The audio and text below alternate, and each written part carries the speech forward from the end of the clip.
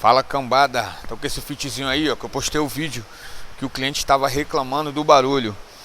Quem acompanha o canal aí ou quem não acompanha, o vídeo tá aí embaixo, tá? É um dos primeiros vídeos que eu postei hoje aí.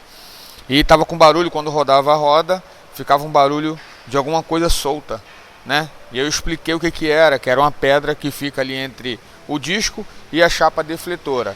E tá aqui, ó, foi desmontado lá. E o problema foi sanado. Esse é o problema aqui, ó, tá vendo? Então de repente você vai estar viajando aí e escutando um barulho de algo solto. É isso aqui, ó. Uma pedrinha que vai entrar entre o disco e a chapa defletora. E vai ocasionar esse barulho. Então assim, você fica tranquilo que é só isso.